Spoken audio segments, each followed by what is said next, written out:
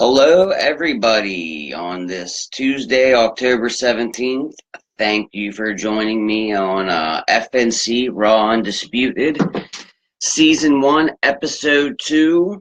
Uh, again, I am your host, Matt Crass. Hello, everybody. Today, we will not go as long as we did yesterday. Yesterday, we did go 2 hours. This typically is just an hour show. So I promise you we will just go an hour today. Uh, Hopefully everyone's doing good. Everyone's doing fine. It's a beautiful day out here where I'm at.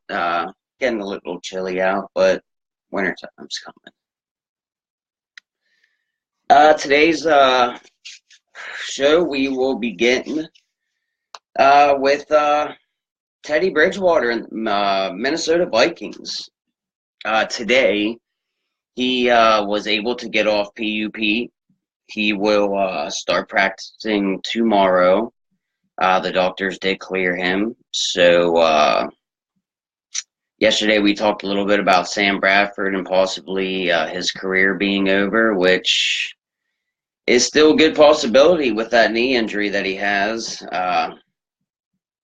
Mind you, it was only a deep bone bruise, but on the same knee that he's had reconstructive surgery twice. So, and on top of that, like I said yesterday, he did contemplate retiring a few years ago. So, if I was him, I'd hang it up. I mean, you made your money. That being said, Case Keenum, he's not having a bad season this year at all, and Teddy Bridgewater, he is able to practice tomorrow, so that does give the Vikings a few options.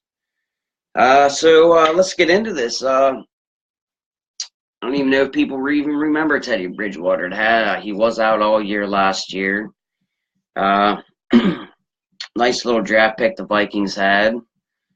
Like I said, it's been over a year since he's practiced or played in a game, and he will be returning tomorrow.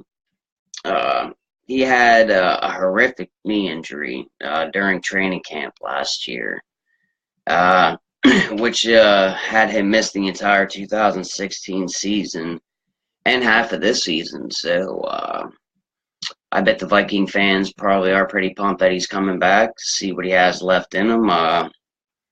Over Teddy's career, he's 551 for 849 pass attempts with 6,150 yards, 28 touchdowns to 21 interceptions. I mean, not the greatest, not the worst though. I mean, he was a rookie. So, I mean, he's got a lot of development.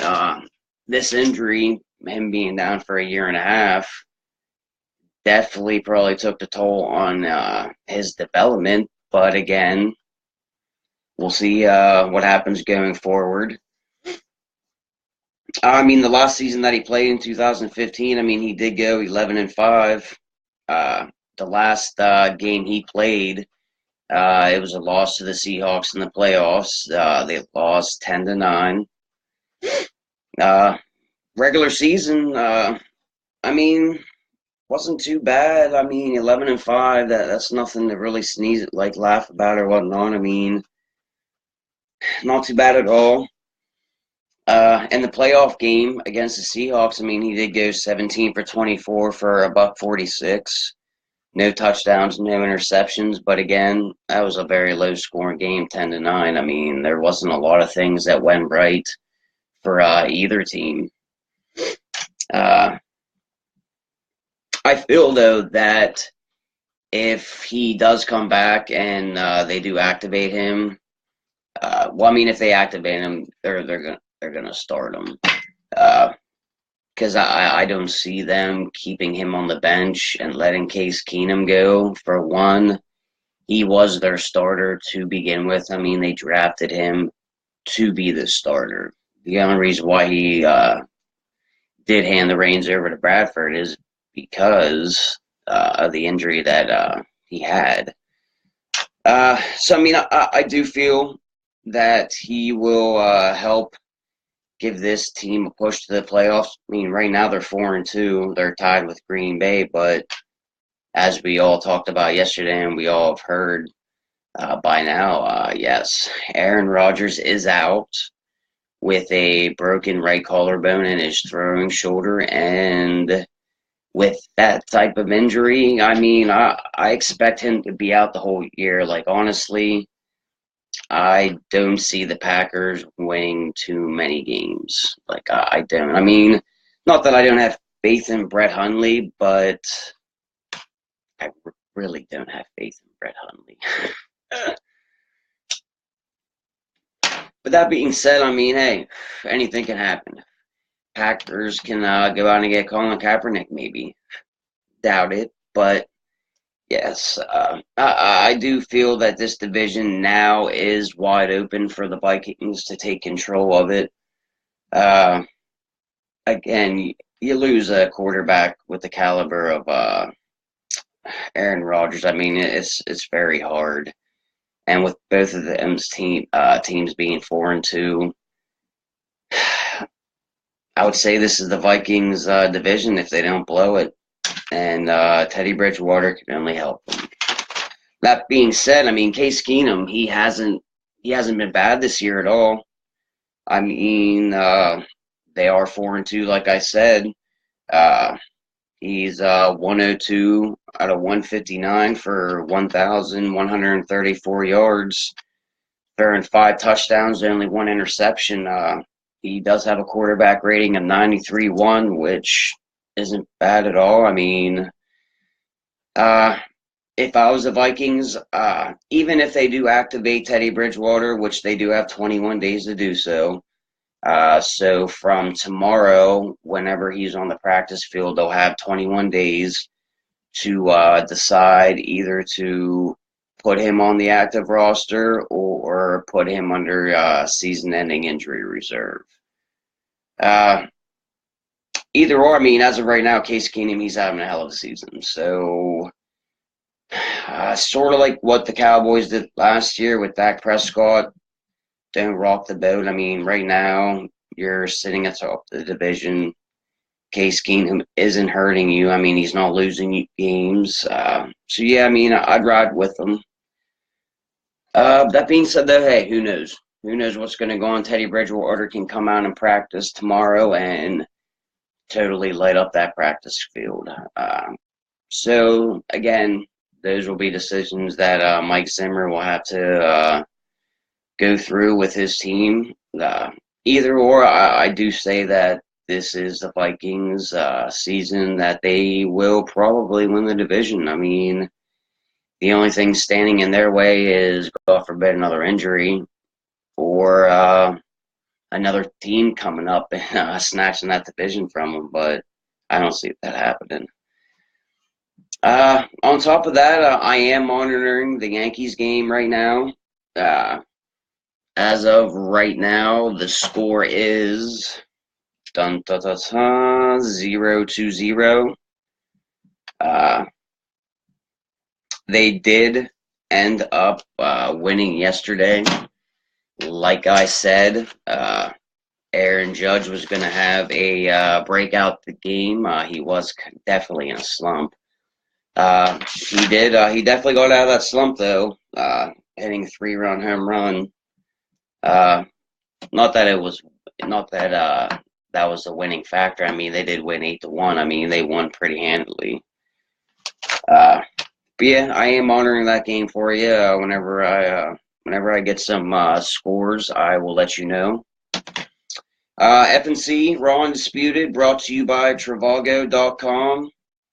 The best place to get some hotels for pretty cheap. And also brought to you by Mountain Dew. Okay, the NBA season is coming close. So yesterday, I had 10 bold predictions on what I think would happen with the NBA season. Today, I would like to go over a couple intriguing storylines to start this season. Number one, yesterday I did mention about how I thought the Boston Celtics would. Uh, they play themselves out of the top two spots in the East. But yeah, storyline wise, I mean, the big storyline was their acquisition of Kyrie Irving. I mean, they got him from the Cavaliers. Uh, I'm sure we all heard Kyrie Irving bitching, crying the blues about, I don't want to be behind LeBron James. It's like, all right, whatever. Well, you probably wouldn't be the player that you were without LeBron James. So now, not being in LeBron's shadow anymore, uh, it's time for you to be the lead dog. Let's see what Kyrie Irving can do here with the Celtics. I mean, that being said, I mean, it's not like Kyrie's a scrub by no means at all. I mean, he has 20.2 points per game average. I mean, he's a hell of a player. So let's see what he can do. I mean, he's basically going to be the Batman to Hayward's Robin. So those two alone, I believe, can hold that down. I mean, the Celtics do. I mean, they have a good team, and I'm definitely eager to see uh, the return of Kyrie Irving to. They'll be playing the Cavaliers tonight. Now, whether or not LeBron is going to play or not, we have no idea. He has a little bit of an ankle injury, so maybe we might not even get to see them two play each other. I'm thinking possibly it's because LeBron's a little scared. I mean, he doesn't want to go out there first game of the season, get their ass tore up by Kyrie. Or Kyrie making him look like a bitch, like straight out. I mean, any team that LeBron's on, we've obviously seen he's the best player on the court, and honestly, right now, he's probably the best player in the game. But that will definitely make for some good TV. I mean, I'm definitely interested in watching it.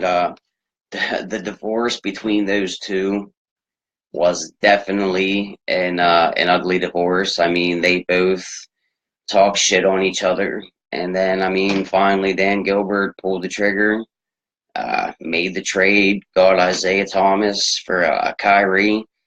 Now, Isaiah, he is out. I mean, I don't even think he's returning until sometime in January, which, that in itself, I mean, again, it'll be a nice little push for the Cavs whenever he does come back. But again, who knows if Isaiah is even going to be the same player that he was before he got injured. I mean, the hip is a very tricky situation, especially with someone with his type of talent and the way he utilizes his body. I mean, he's mainly a quickness type, agile player, and I mean, with your hips, if you're not swiveling your hips and your hips bad, I mean, you would think that movement would definitely be lacking a little bit. So yeah, I mean, that Cleveland and Celtics game is definitely going to be a very interesting game tonight. I mean, he's going to be starting basically with a clean slate. So, I mean, again, and I was wrong on that average, 25.2 points per game, shooting 40% from the distance. I mean, that in itself, that sounds like lead dog material to me. I mean, so let's see if he can lead the Celtics team to possibly get past the Cavaliers. I mean, they are the team to beat in the East, and the East ain't very tough. So it basically is going to come down to, I believe, Boston and the Cavs. But hey, there are other teams in there that could possibly make a run. And that being said, the one team, the Philadelphia 76ers, can their $148 man Joel Embiid with his 20.2 per game average and 7.8 rebounds per game, alongside with rookie Markel Fultz and second-year player Ben Simmons. I mean, those three players in themselves, I mean, that's not a bad trio to have. I mean, can possibly that trio make the 76ers a winning team again? I mean, the 76ers have not been relevant since Alvin Iverson. And figure, when was the last time Allen played? That was years ago. Now, he did try his hand in that big three that Ice Cube came up with, but the last time I heard, he was supposed to be there for a game, and the fucker never showed up, so who knows? Now, I mean, not saying that the 76ers are going to be a playoff team. Don't think that at all. But I'm saying with Embiid, Fultz, and Simmons, I mean, that's not a bad trio to have. I mean, that's a start.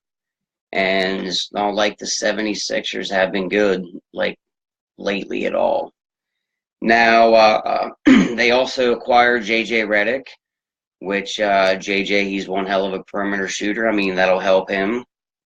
They also have Dario Saric, which he's one hell of a player. And, I mean, if he can improve from last season, which last season he had a good season. I mean, a little inconsistent.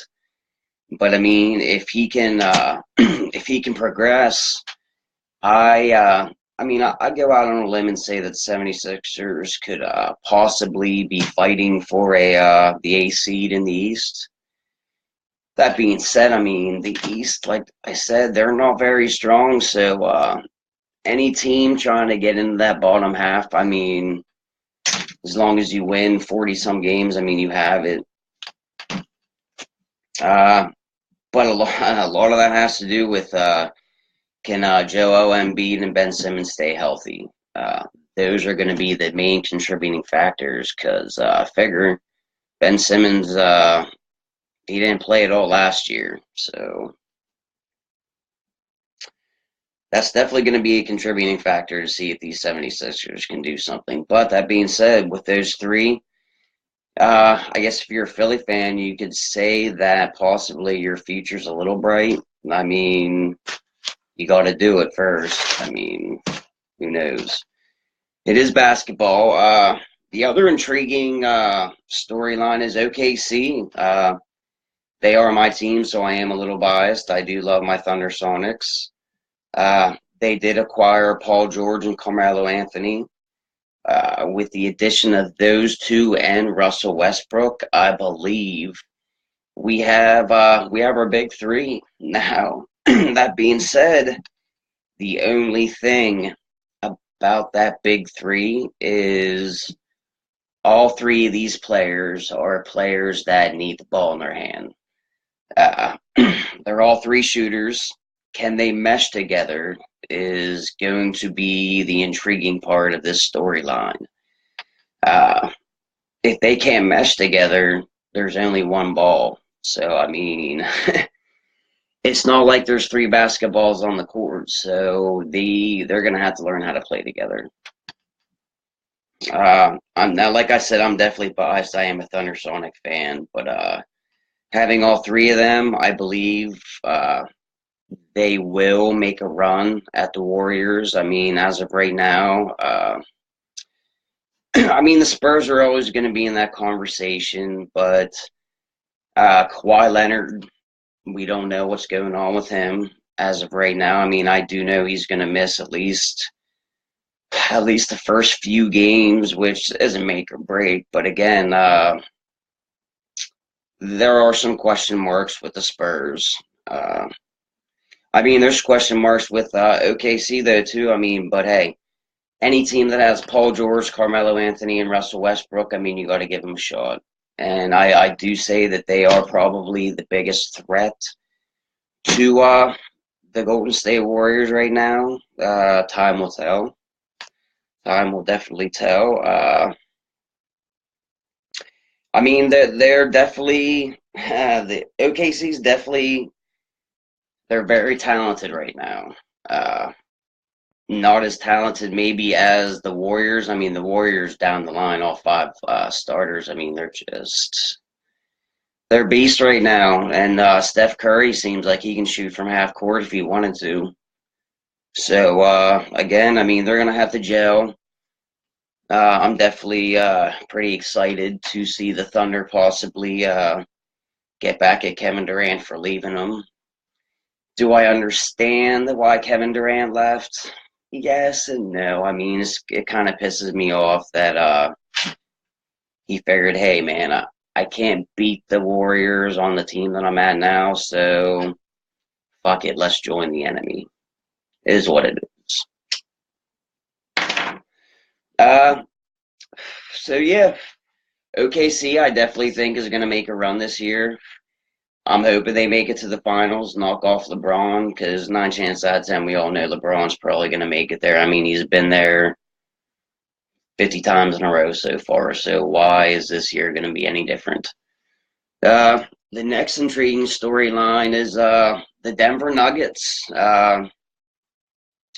You wouldn't think that too many players actually get drawn to the Denver Nuggets, but they definitely got a big-time player in adding 4-time All-Star Paul Millsap. Now, you add him to Jokic and veterans like Wilson Chandler and Kenneth Faried. I mean, that's one hell of a fucking potent front court, man. I mean, right there, Millsap, Chandler, Jokic, and Faried. That's probably one of the best front courts in basketball right now. Now, on top of that, I mean, you're going to mix that in with the backcourt they have. They're going to be relying on Jamal Murray and Gary Harris, which, I mean, they're definitely a formidable backcourt in themselves. And adding the mysterious Emmanuel Mudiay, I mean, that's one hell of an acquisition also. And then you have Will Barton on the wing. I mean, this team, if you think about it, this team has every reason to make you think that they are going to contend for a top 5 spot in the West. And again, I mean, the West is full of heavy banging teams. I mean, the West is very strong. The East, they're weak. So, I mean, again, I definitely could see the Denver Nuggets possibly even going in the top 4 seeds. I mean, they do have a very intriguing looking team. I mean, I'm very interested in seeing what they can do. The Timberwolves. The Timberwolves are definitely one of those teams where their future is extremely bright. I mean, extremely bright is like, and I can't really even explain just how good these Timberwolves can possibly be. I mean, if you think a couple years ago, I mean, everyone's like, Minnesota, they ain't shit. Well, Minnesota, they acquired some talent. They definitely have some talent. I mean, they just added the trio of Jimmy Butler, Taj Gibson, and Jeff Teague. I mean, you add them to their franchise cornerstones right now, and Karl Anthony Towns and Andrew Wiggins. You got one hell of a fucking team. I mean, Jesus. You look at the Timberwolves from 5 years ago, and you look at them now, it's night and day. Definitely, I believe that this team is guaranteed to win at least 50-plus games, easily. Now, that being said, hey, I mean, if Andrew Wiggins progresses into an all-round player, because, I mean, right now he's basically a one-dimensional player, but if he progresses into an all-round player, this team possibly could be a potential title contender. I mean, they could possibly knock off these Warriors. That is how good the Timberwolves are and could be. I mean, shit. I mean, Jimmy Butler, Taj Gibson, Jeff Teague, Karl Anthony Towns, and Andrew Wiggins. I could argue that they possibly are the best 5 that you could stick on the court for any team. And that's including LeBron. I mean, LeBron doesn't even have that much firepower. LeBron himself, he cries every single year, I have no help, I have no help. You put LeBron on the Minnesota Timberwolves next year, since he will be out of Cleveland, Minnesota is going to go off like a fucking machine gun. Like, they will just take down everybody in their path. Now, I'm not saying that LeBron's going to go to the Timberwolves at all, but if you're thinking in LeBron standards, I mean, he's thinking that he wants rings. So a lot of people are out there saying, oh, well, you know what? The Lakers are an intriguing team. With the talent that the Timberwolves have, what more intriguing of a team could that be that he can go there? I mean, I'm sure it's probably pretty far-fetched and is probably one of the last places that anyone right now is thinking that LeBron could go to, but just mark my words. If LeBron is going to go on talent alone, you heard it here first that LeBron is going to go to the Timberwolves. If he's going off of that basis. The next team that has a intriguing storyline is the Miami Heat. I mean, last year after the All-Star break, they went 30-11. Probably the best record after the All-Star break than any team.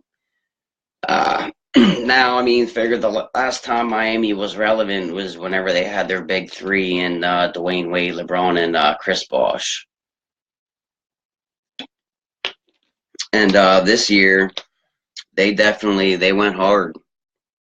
I mean, they spent $145 million to re-sign Dion Waiters, James Johnson, as well as going out and getting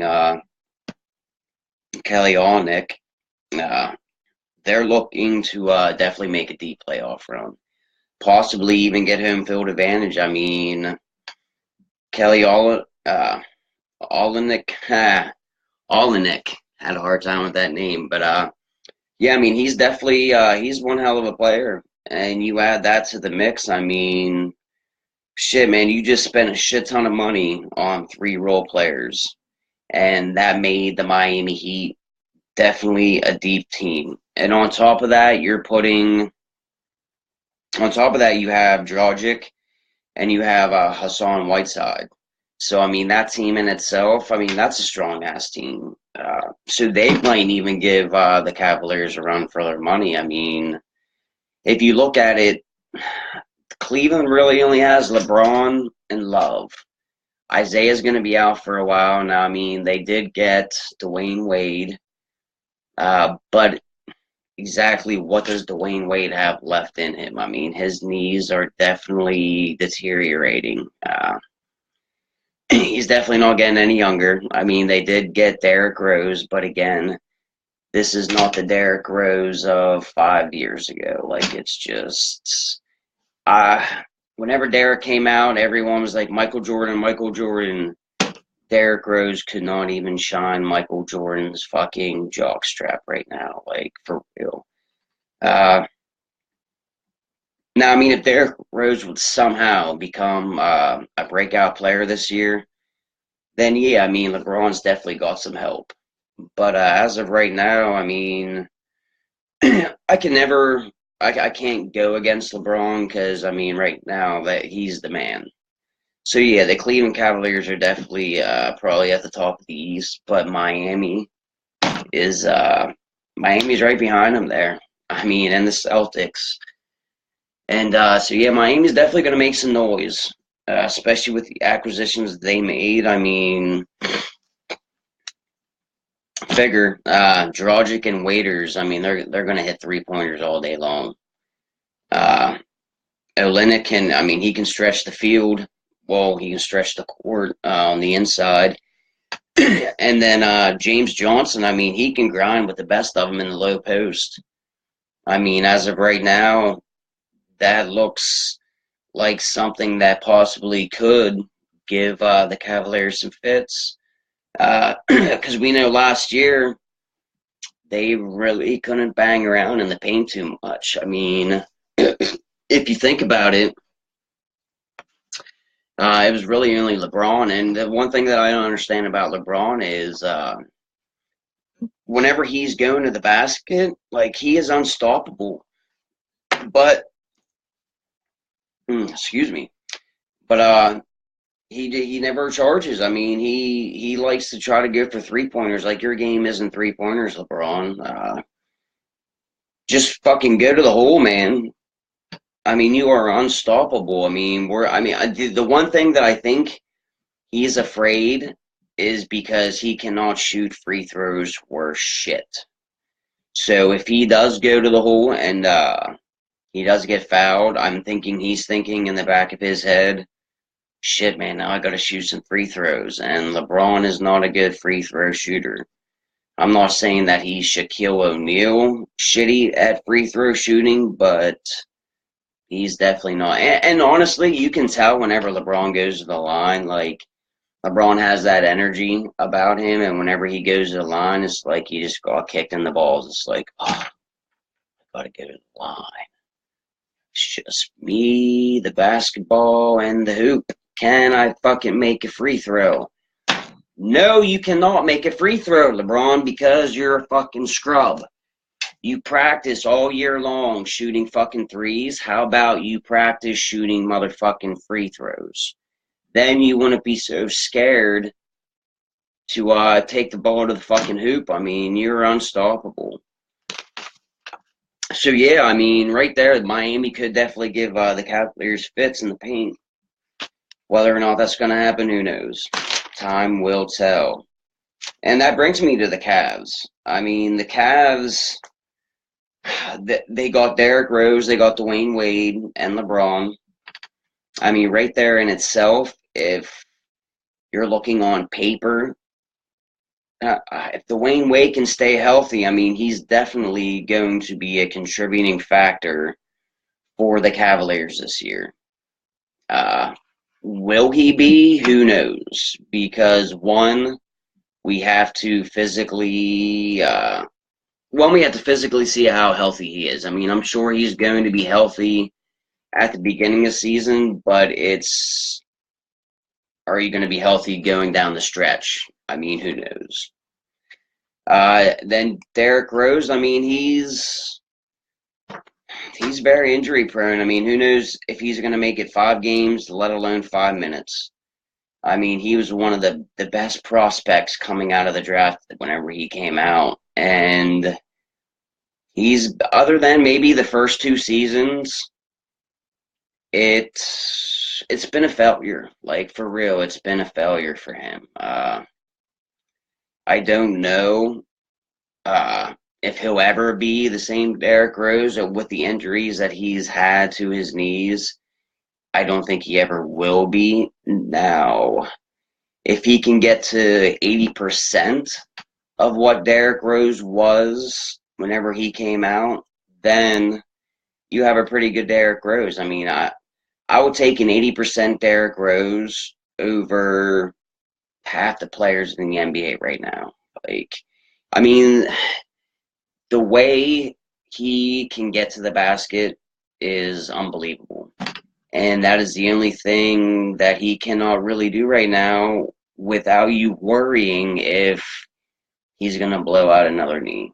I mean, if you think about it, really, the Cavs just got 2 geriatric players with bum knees. Now, I mean, I don't like calling Dwayne Wade and geriatrics. I mean, Dwayne Wade, he's a hell of a player. But again, if you look last year, whenever he went to Chicago, he really didn't have a good season last year. And Dwayne Wade, statistical shit, if you want to think about it, I mean, he should have probably just stayed in Miami.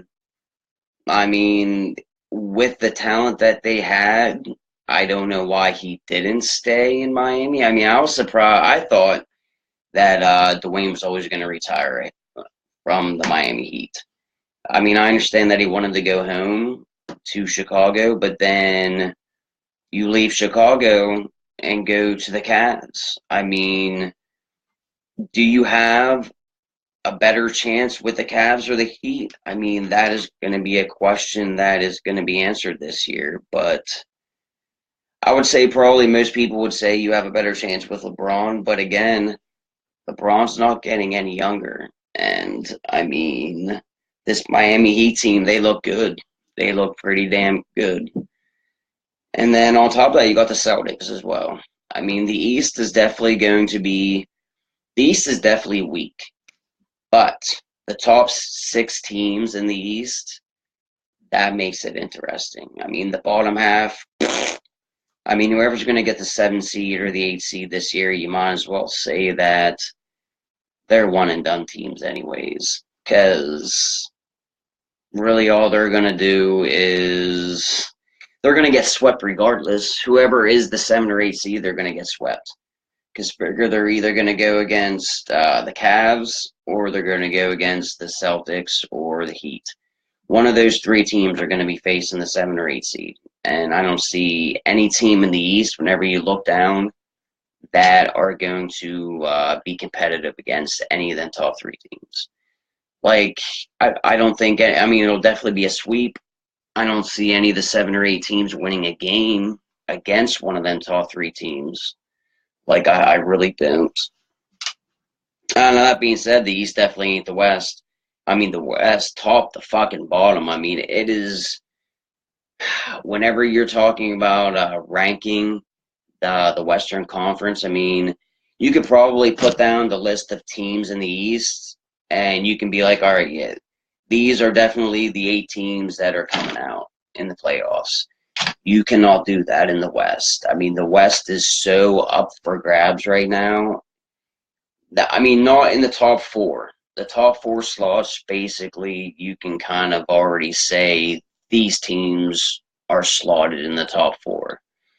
But the bottom 4, I mean, it's going to be a toss-up, and it's definitely going to be a very hard decision if you're looking at it right now trying to predict it. But, yeah, I mean, this NBA season, I do believe, is going to be filled with storylines. Definitely hoping LeBron James plays tonight.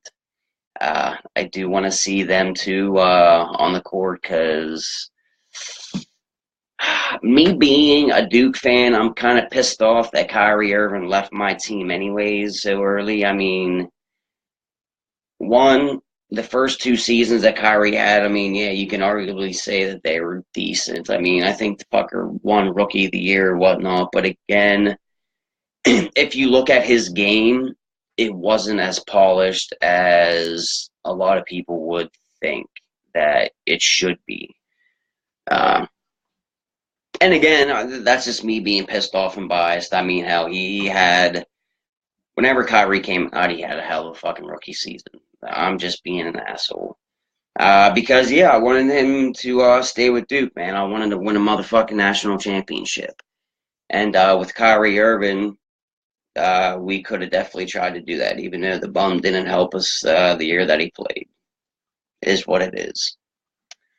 But, yeah. Those are my intriguing storylines this year for the NBA. Definitely going to be a good NBA season this year. Definitely going to be a good year. I'm hoping the fucking Oklahoma City Thunder Sonics do something. I hope they definitely give the Warriors a run for their money. Basically, because I'm kind of just sick of the Warriors. I'm kind of sick of fucking the Cavs in the finals all the time. I mean, yeah, LeBron's made it 8 straight years or whatnot, I believe, and hey, kudos to fucking LeBron, but still, it just gets kind of old watching the same fucking teams in the NBA finals. And I mean, that's the only sport to where you can honestly say at the beginning of the year, we're already banking that it's Warriors and Cavs. I mean, you can't do that in football. I mean, you can't do that in baseball. It's basically the NBA because the NBA, the only problem that I have with the NBA is, one, it's 82 game season. And a lot of them teams, they don't really even give a shit. I mean, half the time they fucking bench their stars anyways because the stars don't want to play during the regular season. I mean, they're basically saving themselves for their playoff run. Which, I mean, is understandable. Like, I really do understand that. I mean, just like baseball. Baseball's crazy. Like, 162 games or some shit like that. Like, oh my God. Like, it's just nuts. So, I mean, yeah, now the baseball players, they do get to sit.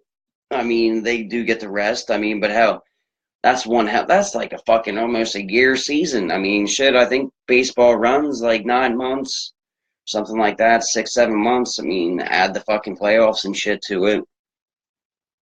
But yeah, I mean, NBA season, it's definitely going to be good. I mean, already you can probably already predict the fucking finalists, which is kind of sad, but it is what it is. Now, I do know Adam Silver did come out and try to come up with this rule for finding players and taking draft picks away from teams that do bench their star players, which, hey, that's understandable.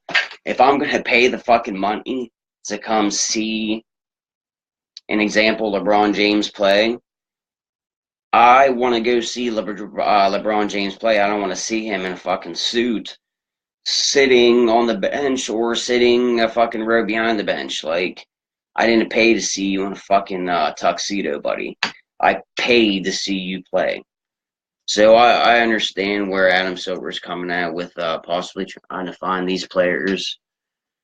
But yeah, enough of the NBA. I mean, shit, we'll be talking about the NBA for the next shit until April. So, and again, we really won't be talking about it until about January, whenever it becomes crunch time, because, I mean, figure, before the All-Star break, it's really not interesting at all. I mean, it's not. I mean, you can have some, I mean, it's good for the rookies, which, I mean, I am kind of excited to see what Lonzo Ball does. I will say this, if Lonzo Ball is having a bad game, definitely be prepared to have his fucking bald-headed jack-off dad run down to the court and bitch at the fucking head coach. You are fucking up my son's shit. He should be fucking hitting balls left and right, and it's your fucking strategic bullshit. That is the reason why my son has 4 points. So, yeah, definitely LeVar Ball is going to be a sideshow this year for the Lakers, which instead of Showtime Lakers, is going to be Sideshow Lakers, because, yeah, LeVar Ball, he just needs to step the fuck off, sit your bald ass down, fuck your big baller brand, like, for real, and just let your kids play. I mean, I just heard this 3 weeks ago that he is going to physically homeschool his youngest child because he didn't agree with the way that the high school coach was coaching his kid. It's like, I'm sorry, they're bald-headed baller fuck, but your kids aren't that special. Like, we shouldn't have to fucking formulate a game plan around your fucking kid, LeVar. Like, we shouldn't. Like, who the fuck does that? Like, seriously, man. Like, big baller brand. Like, suck my dick brand. Like, how about we get that? And talking about brands, let's do my sponsors, because, I mean, I am a sponsored show. Trivago, same hotel, same experience, but 2 different prices. Search 500,000 hotels, compare them with more than 100 websites. Go for the best price, Trivago.com. So if you are going to go get a hotel room, click my book now button, and boom, Trivago.com pops up. Go search for some hotels. Maybe you can get a little whoopee action going on with your old lady. And you'll get it cheap. 2 prices, buddy. You'll never find a room same price. And then with Mountain Dew, whether you just got done riding your dirt bike through the mud, or you just landed on your feet after successfully jumping out of a perfectly flown airplane. It ain't blowing up, it's fine, but we're jumping out of it anyways because we like skydiving. Regardless, there's only one drink that'll quench your thirst. For the most extreme person, grab yourself a Mountain Dew. I got myself a Mountain Dew right here. Grab yourself a refreshing Mountain Dew and quench that thirst with Mountain Dew. Do the do. Enjoy extreme. All right. Bills are paid there. So, I don't know if you guys heard or not, but there were players and owners today that went down to the NFL headquarters. And they were discussing social issues. From what I gathered, Miami Dolphins owner Stephen Ross said that the talks were constructive, and Indianapolis Colts defensive back Darius Butler said that the talks were positive. So the owners and the players, they are talking about some social issues now, from what I also heard and I also read. Uh, no talks about the anthem came up. So, yeah, so that was definitely one issue that wasn't brought up, which thank God, because I'm getting sick of hearing. I mean, every fucking week I get on ESPN, I got to hear about the anthem. Shit, I mean, I'll go on Fox Sports or Fox News and I'll hear about the fucking anthem in football. Like, just stand up, do whatever you got to do. But yeah, I'm sick and tired of fucking hearing about it. So that was a good thing that the owners and the players talked today, and I mean, that wasn't brought up. Now, that being said, the NFL, I mean, they do have a policy in place that says that they prefer the players to stand.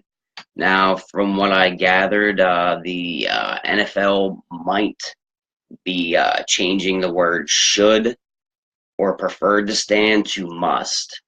So here, probably within the next week or two, that'll be a policy change, and yes, it'll probably state that the players must stand for the national anthem, which that's going to be a big controversy right there. But again, I try to stray away from things like that because this is sports talk, not fucking Star Spangled Banner talk. I mean, for real. Do you guys really want to hear me rant and rave about the Star Spangled Banner? And I don't really want to talk about the fucking banner at all. Not happening. But, yes, like I said, it was a group of 11 owners and a dozen players. They all met at the headquarters today to talk about how to enhance the players' platform for speaking on social issues. It didn't go into detail and say what kind of social issues they were talking about or whatnot, or the kind of platform that the players would like to have. I'm thinking, and most of it has stemmed from this national anthem thing that's going on with all the players kneeling and all that. And to mention, Colin Kaepernick, he was invited to this meeting, which he declined. So Colin Kaepernick is filing grievances with the NFL. The NFL saying that they're colluding against him, but will invite you to an NFL meeting with the owners and players, and you decide to decline. So Kaepernick might say that he wants to play, but all you got to do is speak up. Like, we haven't heard one fucking thing from Colin Kaepernick since he came out with his Fidel Castro shirt saying all kind of dumb shit. Like, for real, I mean, not one fucking peep out of Colin Kaepernick, not one.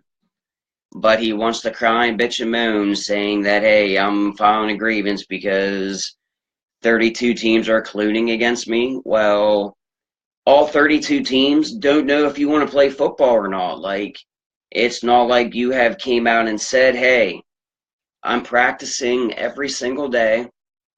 I'm throwing the ball with Joe Blow and Ho Blow. Like, we don't know what you're doing. You could be sitting on your couch, eating chocolate cake, bitching with your girlfriend, protesting this and protesting that. Like, if you want to play football, all you got to do is have a 5-minute press conference. Hey guys, all 32 teams. I am practicing on a daily basis. I'm throwing the ball on a daily basis. Here's my agent. My agent can tell you, hey, I want to play football. Like, they say that he makes phone calls to teams. I don't know if that's probably true because I don't really see Colin Kaepernick picking up the phone. Hey, this is Colin Kaepernick. Can I speak to the Jets owner? Like, I seriously doubt that he's doing that, which it has stated that he's making phone call to teams asking them if he can play. Like, do you know how sad that is? Calling up an organization. Can I please play quarterback for you guys? I know I'm better than your quarterback. Come out and do a press conference, motherfucker. Like, you want to play football or you don't. Like, for real. And for you filing a fucking grievance, you're pissing off the fucking owners anyways doing that. Like, if you're gonna bitch and you're gonna accuse the fucking owners of colluding against you, do you really think that the owners are gonna be like, holy shit, let's go get Colin Kaepernick? Nah, not happening.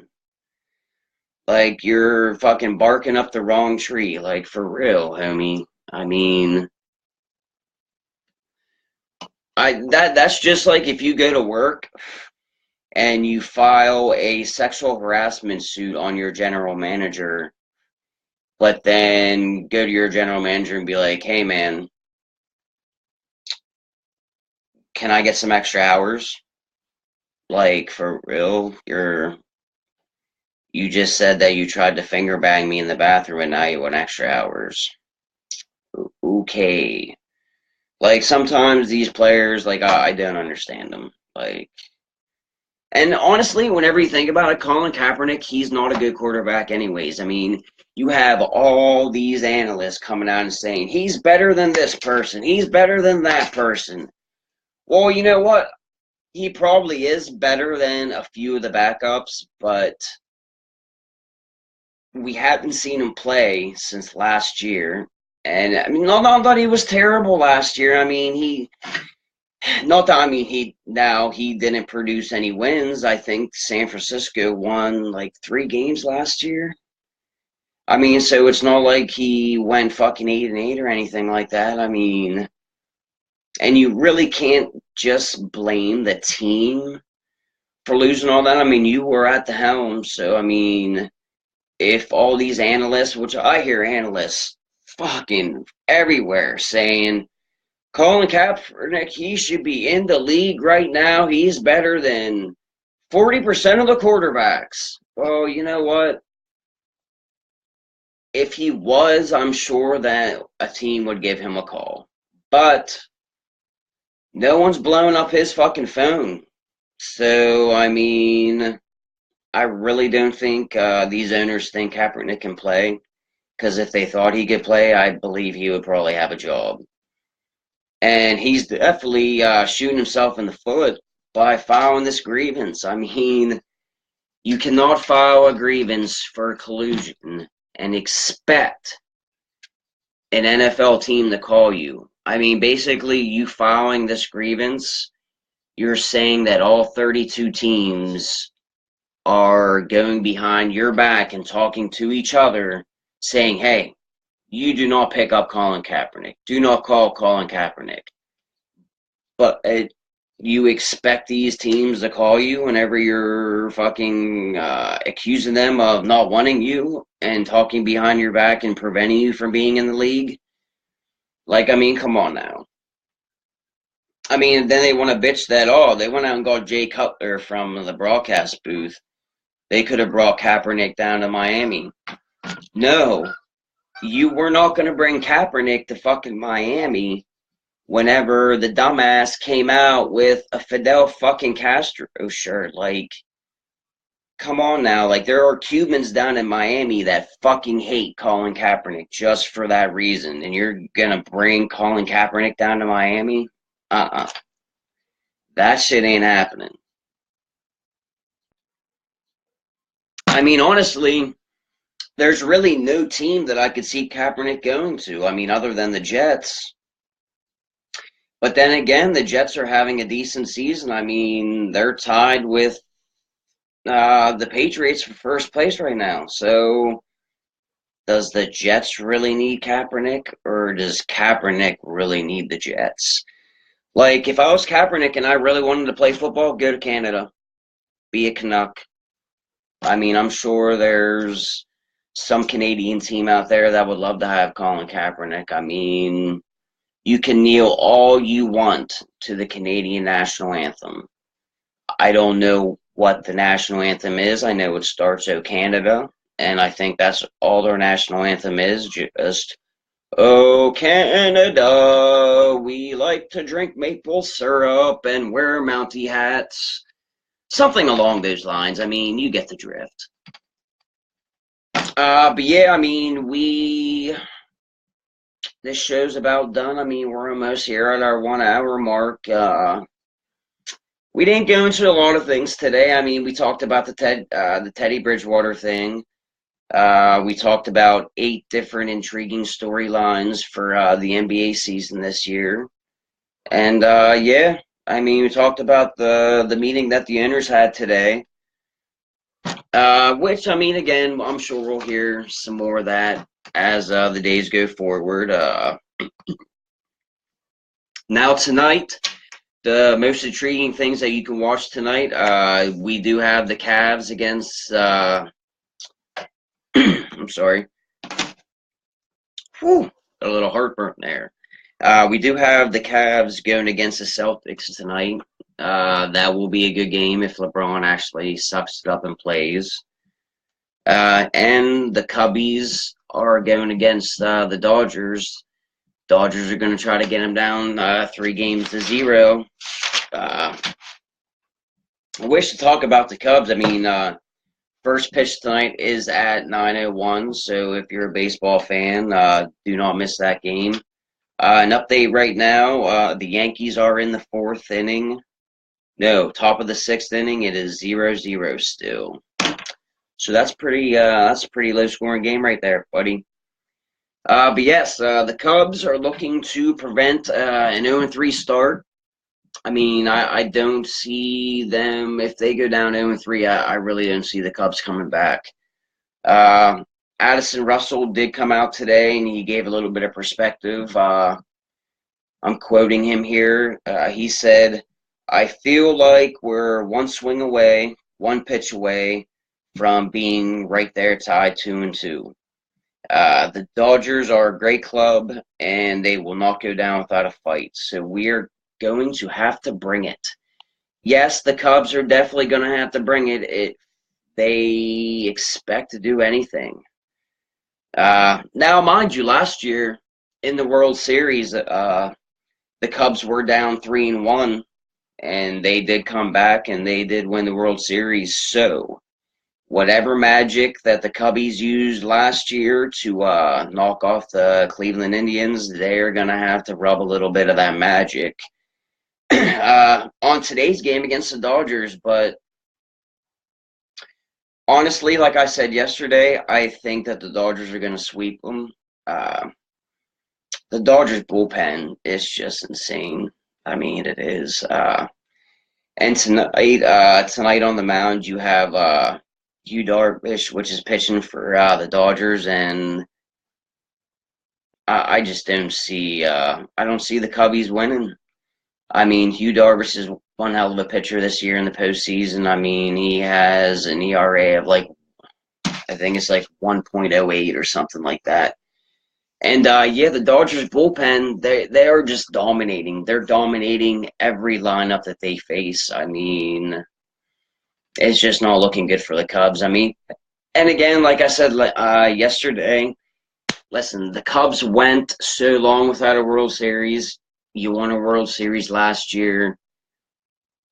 I mean, begging for 2 of them, going back to back. I mean, you sucked for damn near 100 years.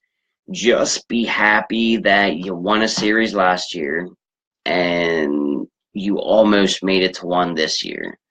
So if you're a Cubs fan, just relish on that, man. I mean, hey, we got a ring, baby. Now, your grandpappy probably didn't get to see that ring unless your grandpap's like 110 years old. But again, and even if he's 110, the fucker probably couldn't see anyways. His hearing probably wasn't too good, so he might not even known that the Cubs won. But yeah, that being said, thank you for joining FNC Raw Undisputed today. We will be back tomorrow at 6 p.m. We are here Monday through Friday, 6 p.m. every day. Your host, Matt Crass. Thank you for joining me. Hopefully that you learned something today. If you didn't, I'm not sorry you weren't listening. So until tomorrow, people, I will see you guys later. You guys have a terrific night. Have a good evening.